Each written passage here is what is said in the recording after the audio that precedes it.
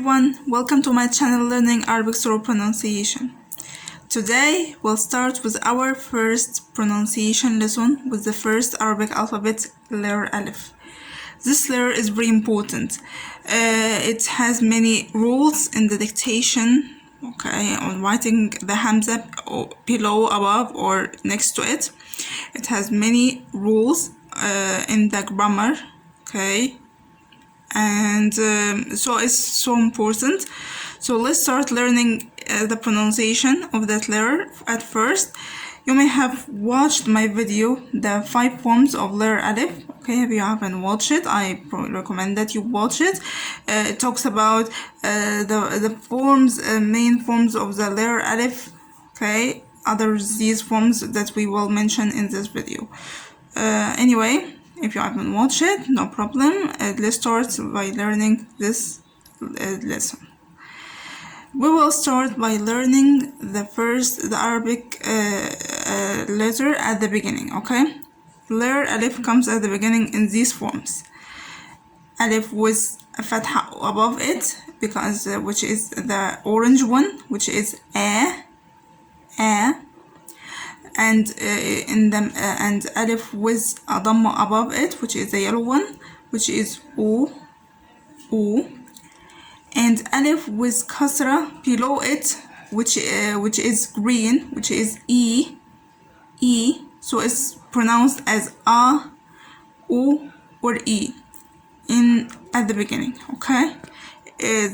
These are the only forms of the letter Aleph at the beginning. So let's move on.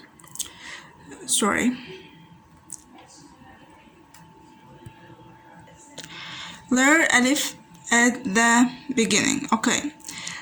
First letter Arnab, is the Aleph with a fatha above it. It's pronounced as a. So our first example here is Arnab. You see these signs above the letter, every word. These signs are the signs of pronunciation. So in your English language, you have something called the phonemic chart, or something like that. So in Arabic, we have only the fatha and the dhamma and the kasra and the sukun and the tanween. Those are the signs of pronunciation. So if you have mastered them, you will be able to pronounce any Arabic word. You don't have to learn a big phonemic chart and ununderstandable, or let's say difficult phonemic signs. These signs are very easy. So we'll start. I've written all these words with the signs. So let's start by learning the pronunciation using them. So the first word is Arnab. Arnab means rabbit. Second word is Asad, which means lion.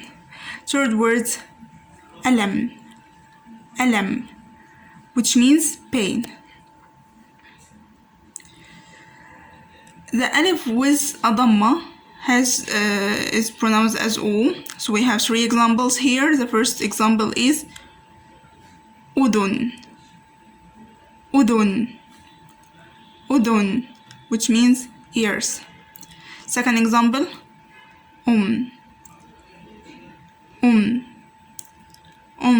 which means mother.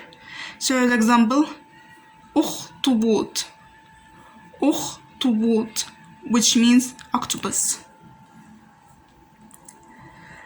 Then the Aleph with a kasra below it, which pronounced as e. So our 3 examples here: Ishara, which means signal. Second example, Ibra, which means needle. Third example, Ibriq, which means jug. Now we'll move on to the forms of the letter Aleph at the middle of the word. Okay, the alif with a kasra is not common. Okay, the alif with the first three forms, which is alif without any hamza, or alif with a dhamma above it, or alif with a fatha above it. Those are the most common and the middle. Okay, so let's see in the middle how it seems. So we have these examples. We're using alif without any hamza. The first example is bab, bab, bab, which means door. Second example, shibak, shibak, shibak, which means window. Third example, miftah, miftah, miftah, which means key. Fourth example, ma, ma, ma, which means war.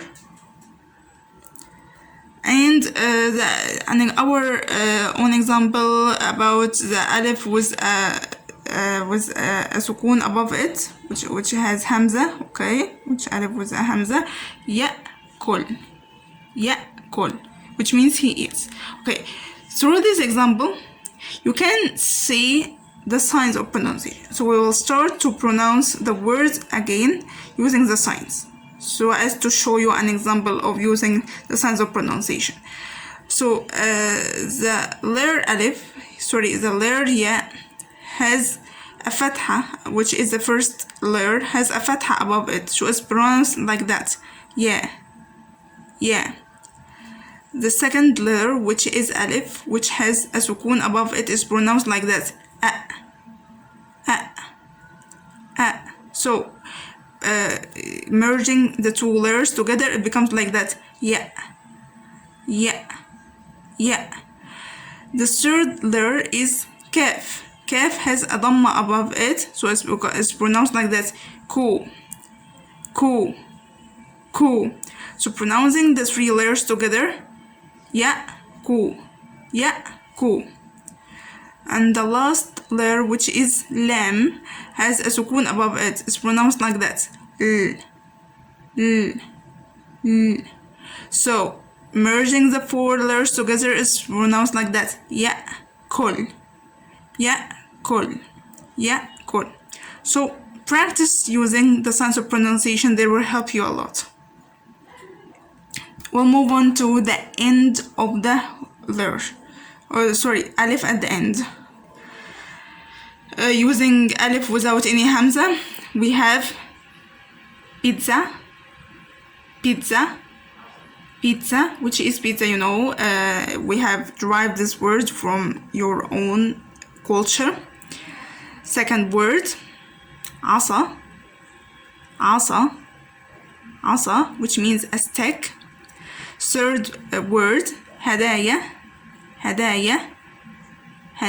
which means gifts or presents, and this is plural, you have to make sure. Then these examples using alif with a hamza above it. Okay, so these four examples, let's 5 examples. Let's start. The first one is qara'a, which means he read, and is a past form of the verb. Okay, the second example, bada'a, which means he started. Third example, fa's, which means an axe. Okay, and this is alif in the middle, sorry, I'm so sorry. And ra's means a head, which is an example of alif in the middle. Okay, so sorry. The third example, yalga, which means he resorts or he refugees. Okay, so the examples again, qara'a, bada'a, fa's, ra's, yalga. You can see that alif, the way we pronounce the letter alif.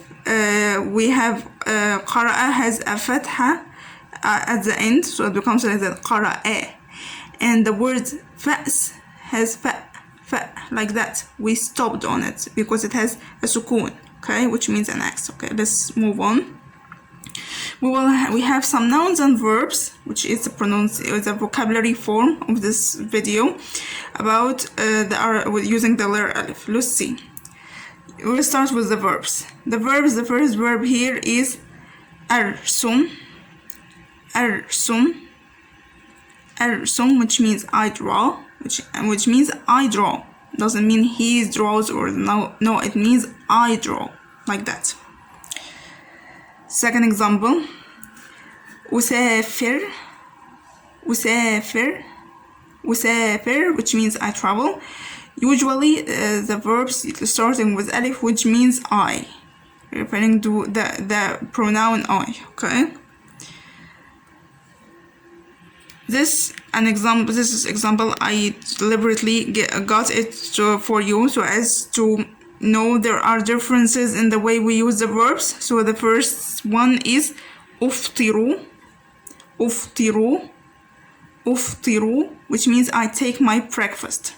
The second one has a different pronunciation, which is completely different in the meaning, which means أفطر, which means he took his breakfast. Okay, and it's a past form, so you can see أفطر, because of that signs of pronunciation are different from the second one, which is أفطر, so the meaning is different. Now we'll move on to the nouns. Nouns, here we have the first example, which is أنهار, which means rivers, and means rivers is a plural form. Okay. Second example, أقارب, which means relatives.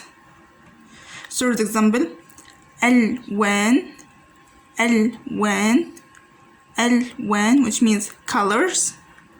Fourth example, أشجار, which means trees. Fifth example, أظافر, which means nails. Sixth example, أبواب, which means doors. Our last example, أثاث, which means furniture.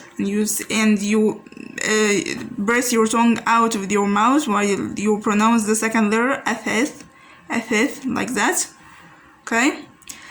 This is the word thanks in Arabic, which means shukran, and I thank you, and I say shukran لمشاهدتكم, which means thank you for watching. I hope you have learned something new, and I hope you have enjoyed it, and see you soon for another lesson. Bye.